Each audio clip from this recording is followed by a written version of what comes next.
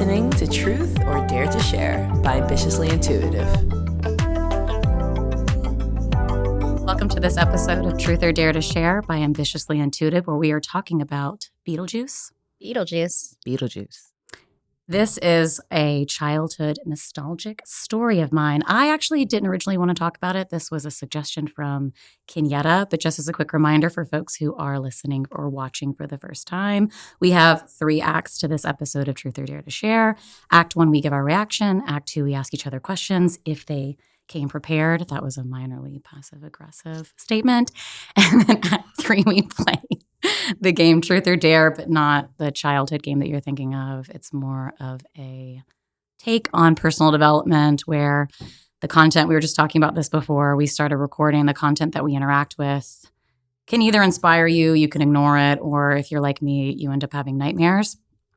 I'm going to put Kenyatta on the spot to kick us off with reactions. Reaction? Yeah. So you rewatched it recently. You can give your reaction from like a childhood perspective or recent. Beetlejuice scared the shit out of me as a kid. Yeah. Like pop off. Like I would not go to sleep. I thought that snake coming out the sand every time you left the front door. Would it scare you now though, given the effects? Honestly, sometimes in life I'm just like, take me now, I'm ready. That was Lydia the whole movie. Yes. But it was a funny movie overall, but I feel like as a kid, it was more scary than comical. But now I watch it now and I'm like, I relate to this so much. Yeah? Yes. Because it's like real estate. Like the realtor coming knocking on their door every 5 minutes. I have an offer on your house. Yes. And you get those text messages about your house. Do you remember the amount that she said? I made sure to write this down. How much I don't know, it was she like said? 230? 260. It was not meant to be a pop quiz. No. I meant to look up what that would be worth in today's time. We actually did the math. 2.1 million watch. No wonder she was stalking them. Yeah. Like a 2-story house in Connecticut? Come on now. Yeah. But yeah, I just, now it's very comical versus the horror film it was back then. But again, Tim Burton, everything Tim Burton did scared me as a child. Yeah. And I need to just pause and appreciate all of the folks who did the scores in the 80s and the 90s because it just doesn't hit the same that it did. And Danny Elfman did the score on this and just completely crushed it. Well, if you're talking about scores, you have to talk about costume design too, because I was obsessed with everything Catherine O'Hara wore. Yeah. The iconic arm-length glove wrapped around her head as a headband. Yeah. I was like, okay, I'm going to have to bring some of this back. It's no surprise she ended up as Moira. Like, we couldn't have predicted that back this then. This was Moira. I know. She was Moira. That's what it was. That's why I enjoyed it so much. I'm like, she looks like this is so familiar to me, but it's Moira. She was Moira before Moira. It was Moira before she got with their dad. Yes. I love our different pronunciations. I can't say Moira. I had a college friend with a similar name, so I'm particularly sensitive to it. Well, she's going to be Moira. I'm from the South. Fair enough. What's Moira? Oh my God. Have you not seen Schitt's Creek? No. I don't think we have time to give you shit for that. We can't digest it right now. We'll add it to another episode, so we force you to watch it. Schitt's Creek should be an episode of this show. All right, added to the backlog. Absolutely. Thank you. So let's give Michelle some space. What did you think of Beetlejuice? Same, Kenyatta. So obviously it was scary as a youngin', but I was laughing so much last night when I rewatched it because I did just rewatch it last night. What parts did you laugh at? The dinner party, obviously. Calypso music, I think, is there for any occasion also because the dinner party. And then at the end, when she's like, come on, I made an A. Can I just do it one more time? And she gets to the levitation part. So music was on point for it. I always love the soundtrack. And the fact that they didn't realize they were dead. Like, that was funny to me. It took them a hot minute to realize they were really dead. Did. Or to accept the fact that they were dead. Yeah, maybe they just weren't accepting it. How they died kind of cracked me up too. Yes. Because the dog. Like, that one dog was holding them. Is that where insurance commercials came about with the squirrels? Like, the dog looked at them and was like, bye. I'm sure for some sort of legal purposes, they can't admit that out loud. Where the inspiration came from. But I read somewhere that Tim Burton has some sort of attachment to dogs, as any normal human should, but says how they're just like pure of soul, pure of heart. I say that as I'm still trying to convince my mom to keep the beagle that she's fostering, and I like named him, hoping that she ends up keeping him. So we'll see. Going back on topic, I'll give my reaction. It scared the hell out of me when I was a kid. But I remember so many things went over my head that now rewatching it as an adult. So I didn't catch the fact that Otho says this at some point, that if you off yourself in your lifetime, if you choose to, I think the appropriate term now is unalive, sensitive topic, but obviously Tim Burton does a phenomenal job of turning dark topics and making them comedic. Right. So I didn't notice it, but until when they finally went to the government agency for the death, Right. that everybody in there, if you noticed, had committed suicide.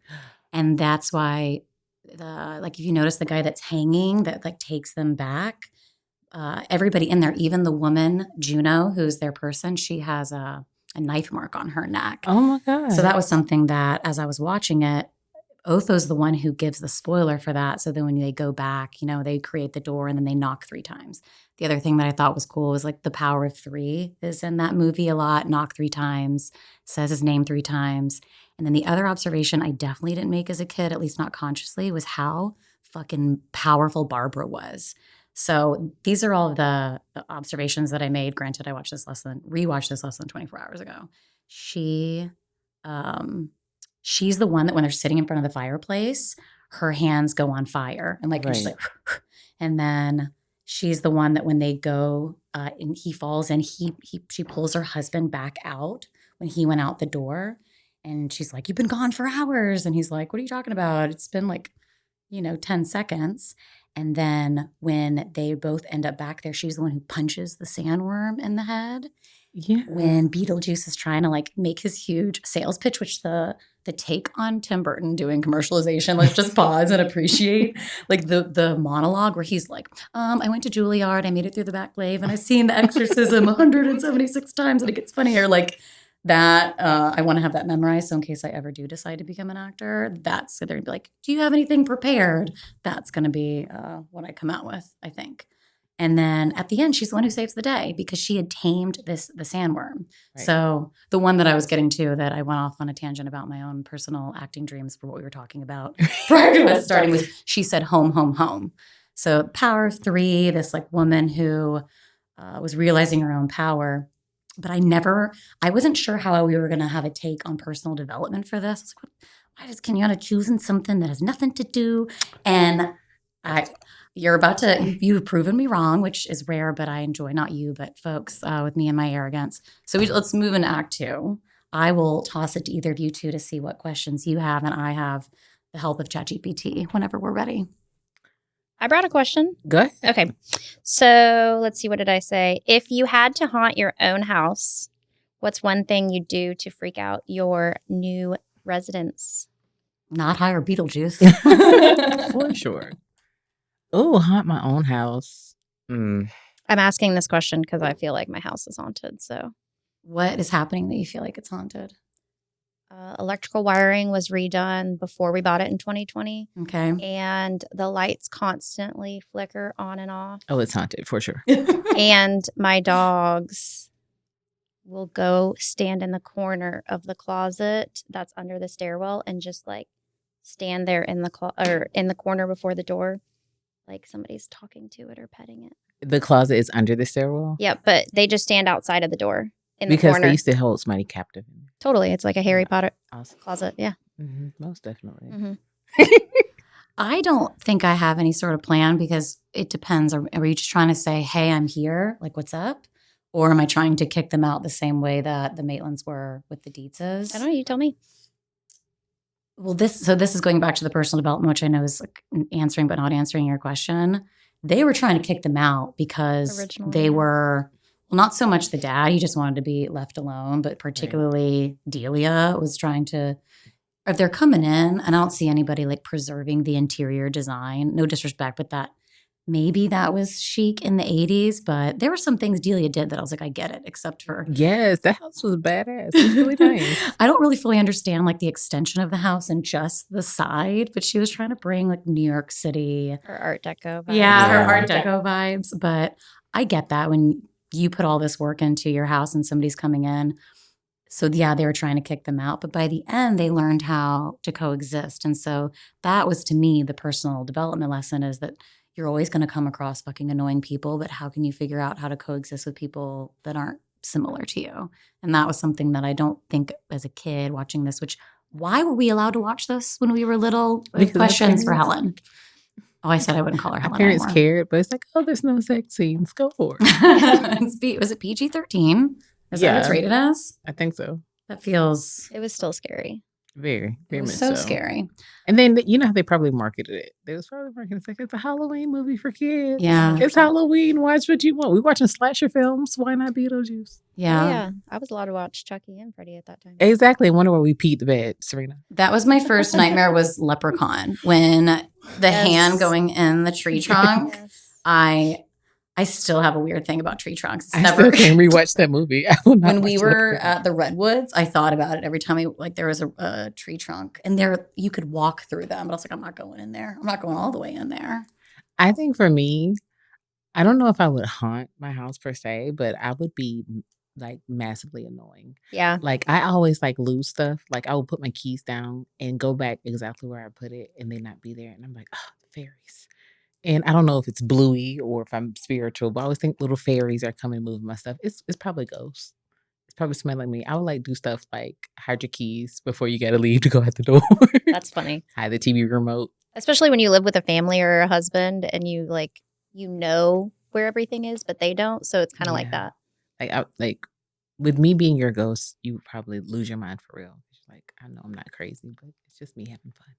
I think I would do the same things that are happening to my house. Like I would totally draw in the pets to the corners or to the closets and like really love on them and pet them. So where the owners were like, my pets are talking to ghosts, Yeah.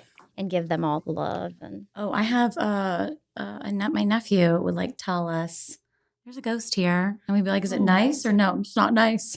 and it's only when they're kids, they'll forget about it later on. Well, that's going back to Beetlejuice for a second. That's why they say that the innocent and pets. And I think it's plausible, but I am big on having an idea versus a belief. And I would say I entertain the idea. It's not right. there's not been enough produced evidence, but I've never encountered anything that I'm like, I'm scared by it. But there are things that seem, I guess, paranormal. But Lydia was able to see them Mhm. Yeah. because she Strange and weird. strange and weird. That actually takes me to one of the questions that I have, which is Lydia is all about the strange and unusual life. What is your weirdest quirk that you secretly love about yourself? I'm not gonna lie. When I first read that question, I did not read the word quirk. What did you read? Okay, well, I let's was keep like, this. oh, the let's show keep is this taking a PG. turn. I don't feel like putting on YouTube when I filter to upload this. Like, this is for 18 and up. Let's keep it. Of course. Okay. Of Okay. course. Okay. Quirk that you like about yourself. A quirk that I have, I snort. When you laugh, I think that's If cute. I I think laugh. that's adorable. Girl. Yeah, but when I was dating, it was not cute. Then that's why you didn't end up with them. Yeah, exactly. Thank you. You're welcome. Everybody Yeah. needs a friend like Lacey.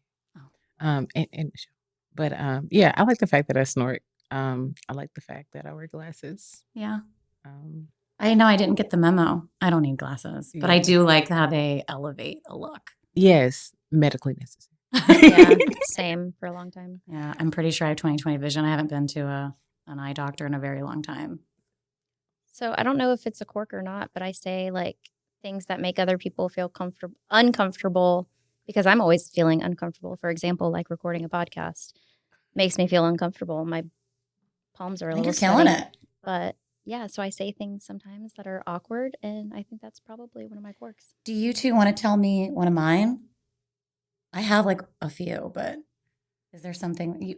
Why are you making that face? No, I'm just laughing.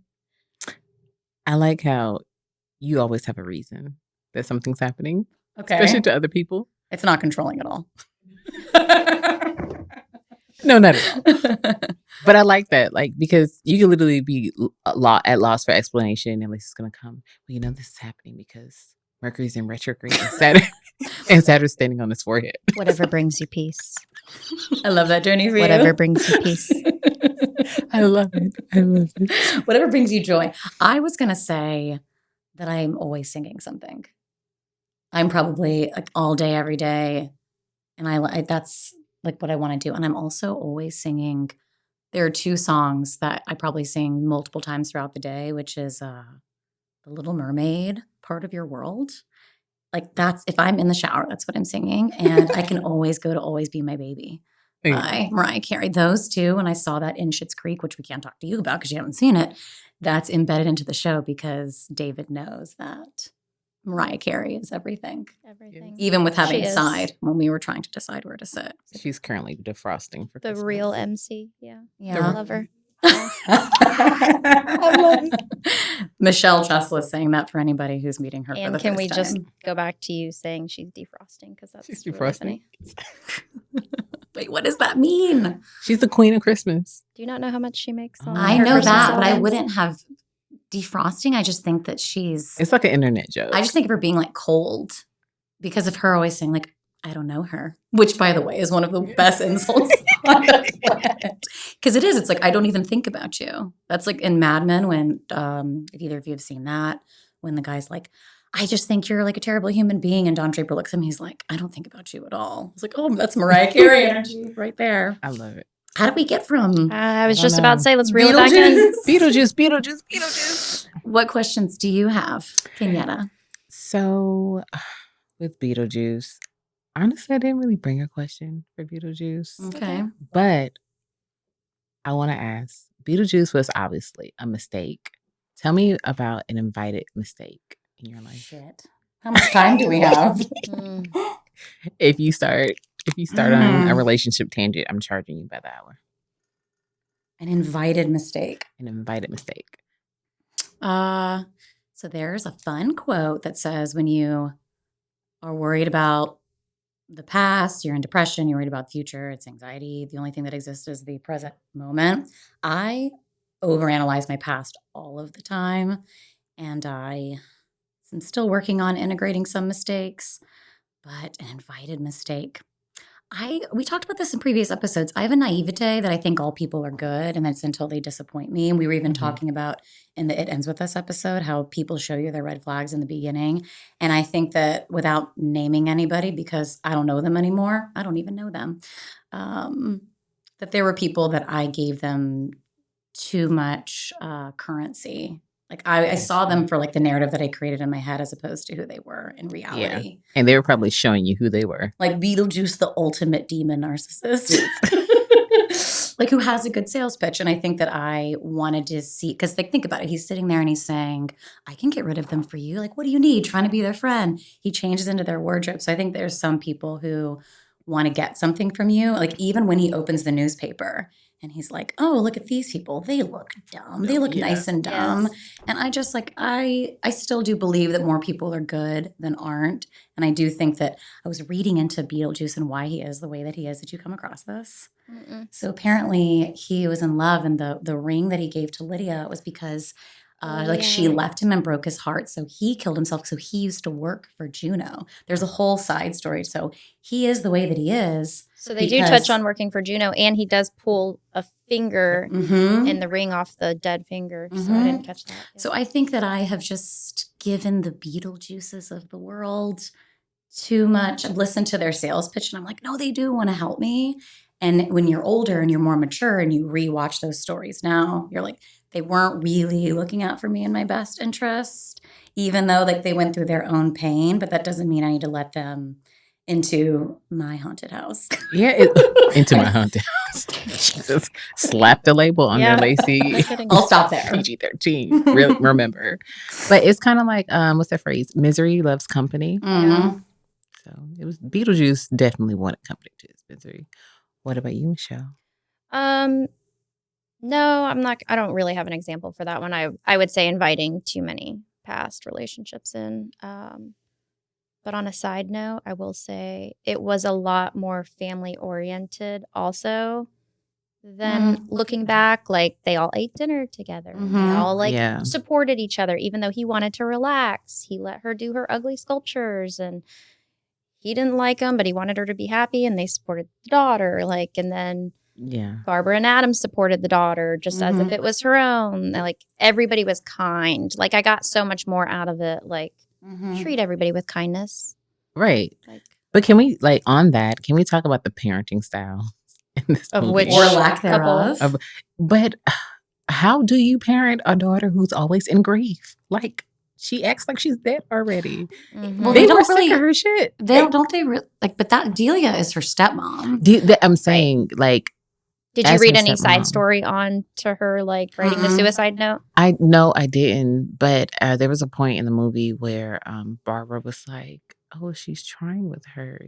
They were in the kitchen, and what's the girl's name? Winona Ryder. Lydia. Yeah. She was went up to 17 when this came out. went up to She's so cute. Delia, trying to tell her about stuff, and Delia was making a sandwich or something. She was chopping something up, and she was like, "Okay, Can you just pretend to act like we like each other or something?" I can't remember exactly what she she says. wanted them to put on this imagery of a perfect family for her dinner party, and she was like, "Don't mess this up for me." But how do you parent a child like that?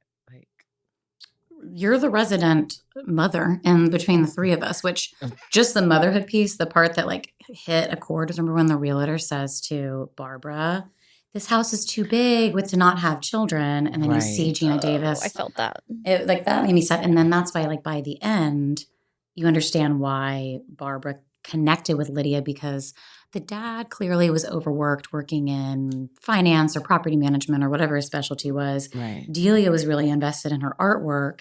And then Lydia was clearly dealing with the loss of her mother and had unprocessed grief.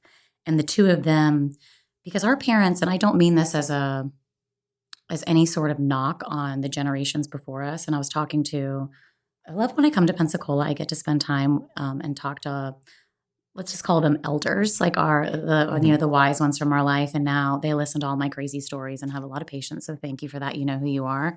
But I was talking about how, let's say folks immigrated here 100 years ago, or I can at least speak for my family story. Came over from Hungary because there's an economic situation happening in Europe and they have this promise of a better life.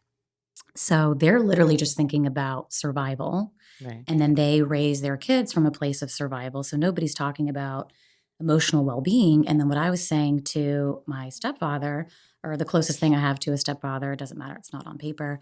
But I was saying to him, when I think we've all seen this at some point or another, when our mothers were in our grandmothers, they were in the womb, the eggs of what we were in our grandmothers. And so if the body keeps the score, which scientists have done, the evidence behind this runs true, then we have the genetic making of them being in fight or flight. So let's flash forward and juxtapose this to Lydia for a second.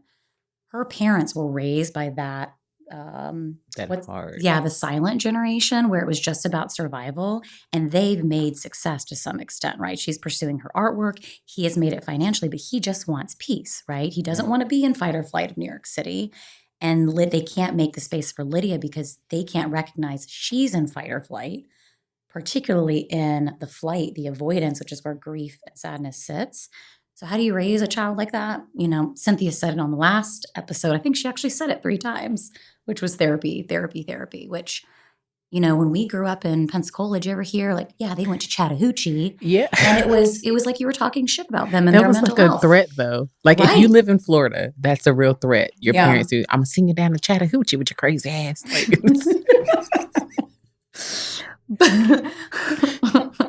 Shout out to all my people in Chattahoochee. Be like, yo. Anybody in the North is where are they getting these words from? But it's a real place. Therapy wasn't a thing, and I felt bad for Lydia because anybody who wants to unlock themselves have some issues. They have feelings they need to unravel. Yeah, and work out. And now I think about it, I hate laughing at this movie because it's really sad.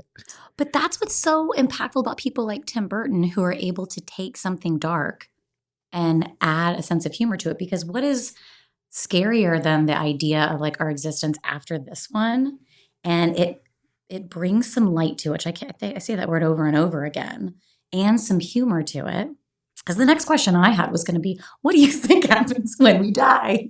And they didn't want to accept it in the beginning, and then they were able to by the end. They embraced it. But I also think back to the parenting, as ugly as it was that Barbara and Adam died, it was beautiful because they got Lydia in the end. And they filled that gap or void that the stepmom wasn't able to do, clearly. Maybe that was their idea of heaven, was just being in their house with their decoration with their child and sending her to school. So even though they didn't get it in one life. So I will start this answer. I read the book, Many Lives, Many Masters, which anybody I talk to, I ask them to read it because it's when I first reconciled what I think happens with death. And again, I want to be very explicit about this as an idea.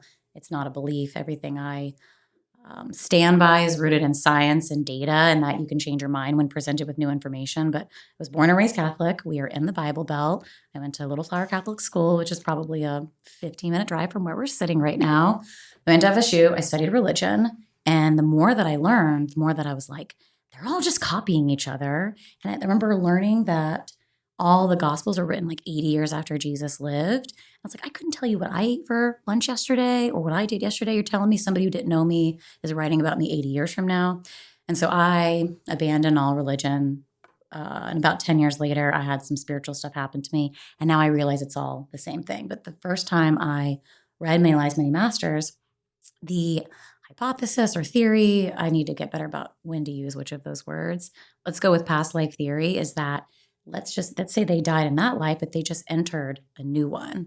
And so that's what I think eternal life is. And you can... I think this is a good example of that. Yeah. So they were able to, if they learned their lessons in the previous lifetime, which might have been, you have to manifest what you want. You have to prioritize. And they were like, we're here on vacation. And I think a lot of times we get distracted by work, that we only do what we want to do in vacation. And the only way they were going to get parenthood was if they slowed down. And literally the only way they were able to slow down is when they entered the next life.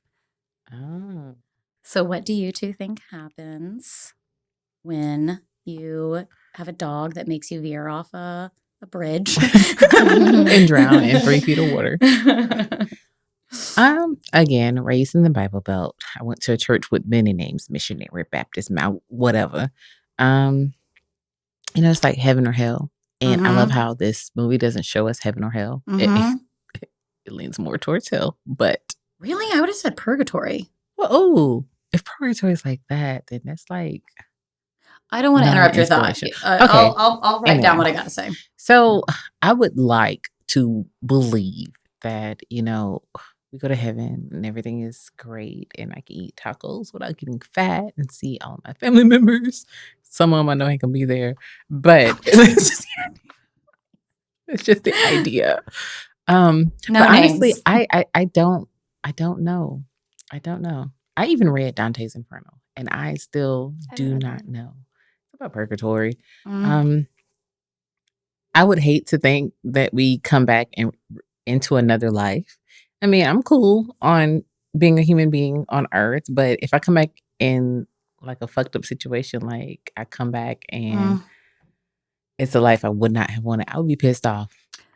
So if you do read this book, the theory is that any life you go into, you choose. You choose your name, your family, where, what time frame, and you go because you know it's what's going to help you learn whatever your intention was.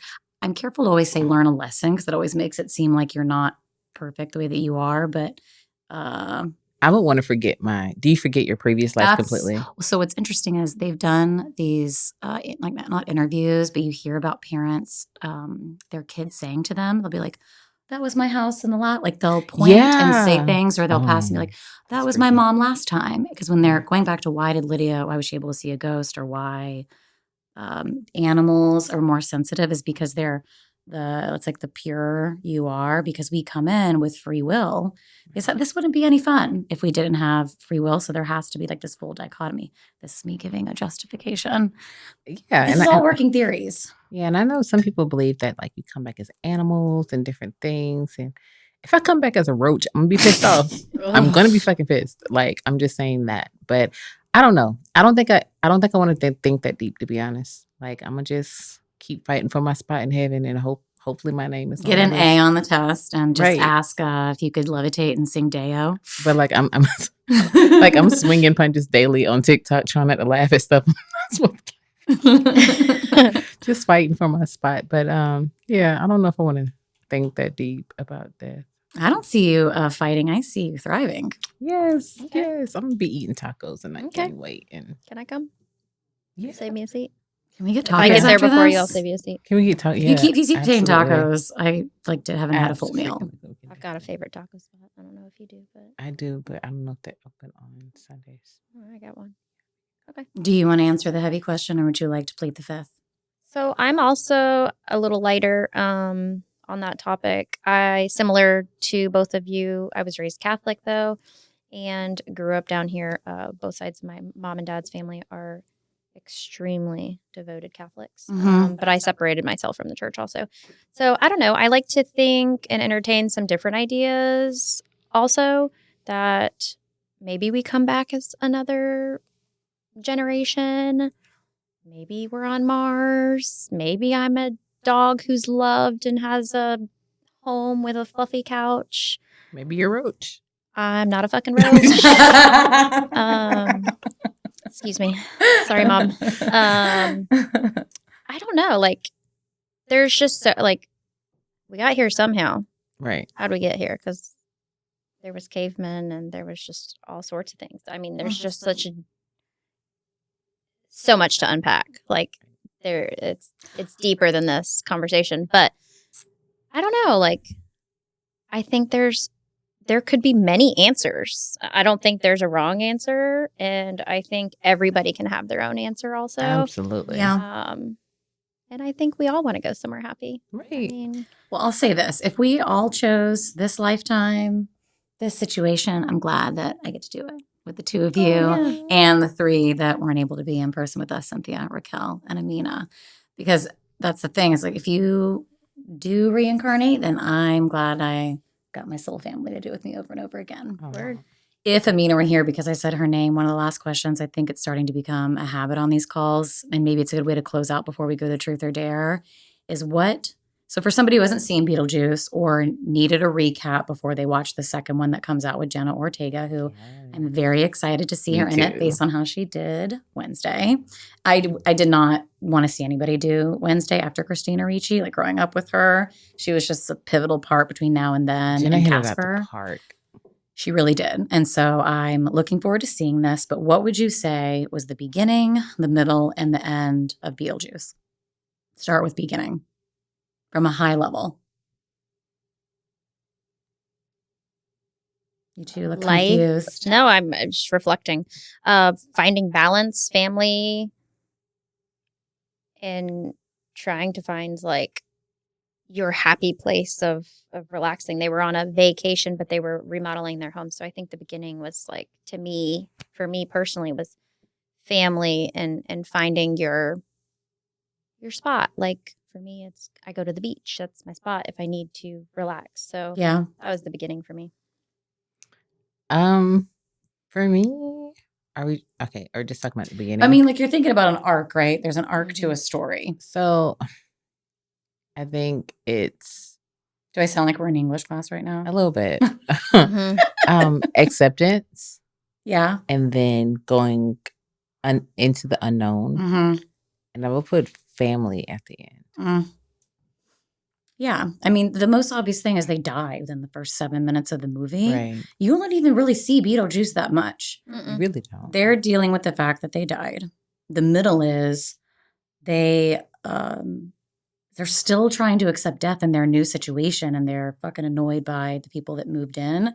And like at the peak of the movie is when this is the part that actually scared me the most. In the movie, we talked about the snake, but when Otho, remember the book, they're like, this reads like stereo instructions. It comes up multiple Recently times. And one of the deceased. things I came across is that when Lydia found it, and then Alec Baldwin's character Adam says to her, "Were you able to understand it?" And she goes, "Yeah." It's kind of like his kids in the 80s, because of course could understand how to work a stereo the same way right now. That like our parents are like, change it from HDMI 1 to HDMI 2. And we're like, they look like we just, we're at the Geek Squad at Best Buy. So the middle was when, Lydia is going to save them, because Otho, since he's also he thinks he's an expert on paranormal activity, the same way that he is with interior design, he doesn't realize that he's killing them. He thinks that he's summoning them, but he's really, he's killing them in that life. And then that middle peak scene is when Lydia calls on Beetlejuice. So getting somebody to solve your problems instead of taking responsibility for your own can create more chaos. So I'd say the peak of this was like chaos. And then the ending was like they finally reached acceptance. Like Beetlejuice got his karmic retribution, like the ending when the voodoo, what would you call it? Like the priest shrinks his head. Yeah. And he has to go back and face Juno, like go back and face his crimes against the government agency of death. I don't even know what it's called. And then, yeah, it ends with Lydia dancing and everybody getting what they want. The other thing that they pointed out is like an Easter egg is behind, I almost said Moira, Catherine O'Hara's character, is that she got inspired by Beetlejuice. So remember, she scares him with that sculpture of Beetlejuice. So she's now an award-winning artist. He got his piece by hanging out in the house. The Maitlands got to raise our daughter, and then Beetlejuice got retribution. Oh, nice. I didn't even. I'll let you know I'm going to ask this in the future. Blame it on Amina. Blame it on me. I love that you keep mentioning Otho. Otho? Because everybody has an Otho. Everybody has like the one person you can call. I'm the Otho of my family. I was about to say, my mom calls me a know-it-all on a regular basis. I can do your hair. I can do your makeup. I can build a bike. Oh, you meant it as a positive thing. Yeah. Oh my God.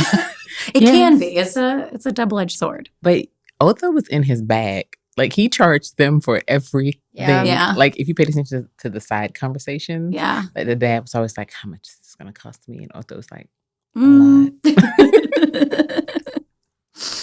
But yeah, I think it's time for Truth or Dare. Cool. Who wants to go first? And just as a reminder, Truth or Dare, you're either sharing a truth of yourself that's similar to the story or choosing Dare that now that I've watched this or rewatched this, what am I going to do differently? Because whether we like it or not, the stories we interact with make an impact on us. Right. I can go first. Go for it. Mine is a dare. Mm-hmm. And I'm going to dare myself to accept the things I cannot control. You cannot control dying. You can only accept it. And I think that's a tone of this film. And I just have to accept things that are beyond my control. It is what it is. Find the positive in it and keep going. Love that. I do too. I actually did prepare a Truth or Dare for the first time. And what episode are we in? So I chose to dare myself. And also is my intention for this recording is to relax. So, and I correlated that with Barbara. Wait, not Barbara. What was Moira's name? Delia. Delia was so uptight. She could not relax. So that's why I'm bringing relax in. Just like we're trying to have fun, record podcasts with friends, but also like life's transitions, work, like we're go all the time. So I am going to dare myself, weekly to relax a little bit more. I don't know exactly how that looks yet, but check in with me next week, Lacey. Kenyatta? Yeah. Yes, ma'am. Well, if Cynthia were here, she would say this is a trare, a combination of a truth and a dare. My truth is I think that there are some people in my life that I could show more patience to, that I just take too much of personal offense for. There's certain things that just get on my fucking nerves. And one of them is passive aggressiveness. Just like be direct with me if you have an issue with me. Right. And you can always detect when somebody doesn't want to say whatever feedback they have to your face. And I was told once that accountability is my currency. Like if you say you're going to do something, I either need to either tell me you're not going to do it or just like own up to it. Like either do it or give me a heads up. And usually it's when I'm out of balance that like gets on my nerves. And going back to how other people behave is not in my control. And I want to stay in homeostasis and find peace. So like what I'm going to dare myself to is just be more accepting of people that aren't like me and have different habits. And that just like Beetlejuice, nobody knew his backstory, nor did anybody really pay attention to that. Like people are usually going through their own stuff. Right. And I can't always in real time remember that. Sometimes it takes me minutes, sometimes it takes me weeks. And then I look back later and I'm like, okay, they were going through something. And so I just want to give a bit more compassion and learn to coexist the same way that the Dietz and the Maitlands and we'll find out in the second one what happens with Beetlejuice. Right. I love that. Yeah. I do. Awesome. Any other closing thoughts? Yeah, if you can't change the situation, you got to change yourself. Love that journey for Michelle. Yeah. Cool. Well, thank you for listening and or watching. Like, follow, share, and we will see you next time. Bye. You're listening to Truth or Dare to Share by Ambitiously Intuitive.